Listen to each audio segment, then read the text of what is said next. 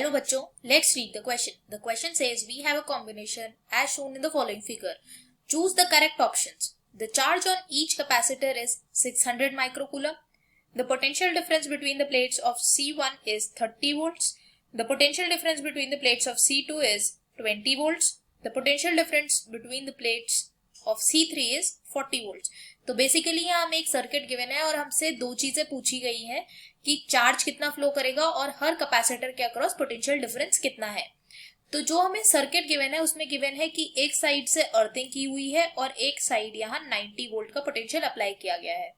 तो हम इस सर्किट को ऐसे भी ड्रॉ कर सकते हैं कि इन दोनों को ज्वाइन कर दिया और टोटल जो पोटेंशियल अप्लाई किया गया वो 90 वोल्ट्स का अप्लाई किया गया है। C1 20 माइक्रोफैरेड है, C2 30 माइक्रोफैरेड है एंड C3 15 माइक्रोफैरेड है। तो अगर अब हम नेट कैपेसिटेंस निकालें और उसके बाद पोटेंशियल डिफरेंस निकालें तो इसके लिए जो की कॉन्सेप्ट हम यूज करेंगे वो यूज करेंगे that Q is equal to CV and second use करेंगे नेट कैपेसिटेंस निकालने के लिए अगर सीरीज में हो तो वो लिखते हैं 1 by C net is equal to 1 by C1 plus 1 by C2 plus 1 by C3। तो यहां से अब हम नेट कैपेसिटेंस कैलकुलेट करेंगे तो हम लिखेंगे 1 by C net is equal to 1 by 30 plus 1 by 20 plus 1 by 15। तो यहां से इनका LCM जो आ जाएगा वो आ जाएगा 60। अब अगर 60 LCM आ रहा है तो हम लिखेंगे यहाँ 2 plus 3 plus 4 and 4 plus 3 is 7, 7 plus 2 is 9। तो ये हो जाएगा 9 by 60। तो यहां से जो हमारी C नेट की वैल्यू आ जाएगी तो C नेट की वैल्यू आ जाएगी 60 by 9। तो इसे लिख सकते हैं हम 20 by 3 माइक्रोफैरेड। तो ये आ जाएगा हमारा नेट कैपेसिटेंस। अब हम ऐसे लिख सकते हैं सर्किट को कि ये कैपेसिटेंस है और ये 90 वोल्ट का पोटेंशियल अप्लाई किया गया है। ये 20 by 3 माइक्रोफैरेड का कैपेसिटेंस।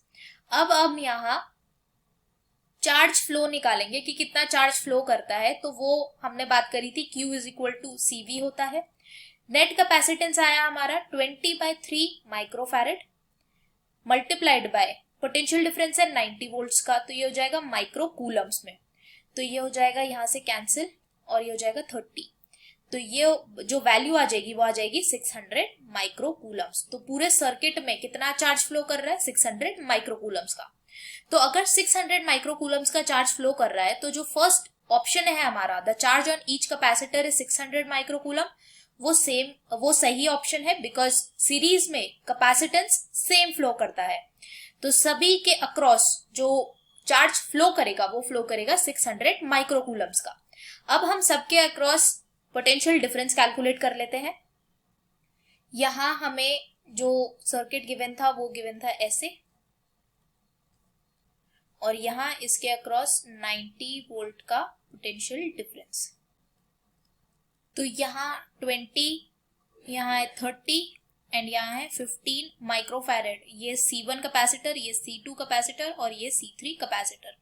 अब हमने ये तो कैलकुलेट कर लिया कि जो चार्ज फ्लो कर रहा है वो फ्लो कर रहा है 600 माइक्रोकूलम्स का और ये जो कैपेसिटेंस है वो है माइक्रोफैरेड्स में, माइक्रोफैरेड एंड माइक्रोफैरेड।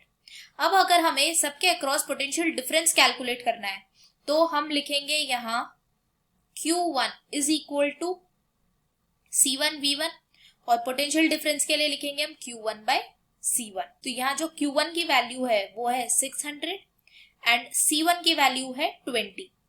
तो ये हो जाएगा 30 वोल्ट। तो इसके अक्रॉस आ गया 30 वोल्ट का पोटेंशियल डिफरेंस।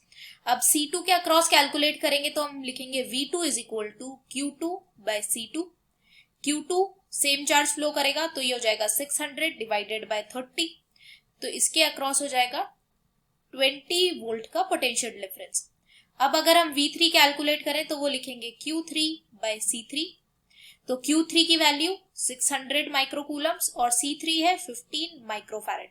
तो इसके अक्रॉस जो फ्लो करेगा वो पोटेंशियल डिफरेंस होगा वो होगा 40 वोल्ट्स का। तो हमने कैलकुलेट कर लिया कि सबके अक्रॉस कितना कितना पोटेंशियल डिफरेंस है। C1 के अक्रॉस 30 वोल्ट, C2 के अक्रॉस 20 वोल्ट, C3 के अक्रॉस 40 वोल्ट। अब अगर हम ऑप्शंस चेक करें तो ऑप्शंस में हमें यही गिवन है कि C1 के अक्रॉस 30 वोल्ट है, C2 के अक्रॉस 20 वोल्ट है और C3 के अक्रॉस 40 वोल्ट है। तो ये सारे जो ऑप्शंस है वो सही ऑप्शंस है। तो A, B, C and D all are the correct options. I hope you understood this well. Thank you so much. All the best.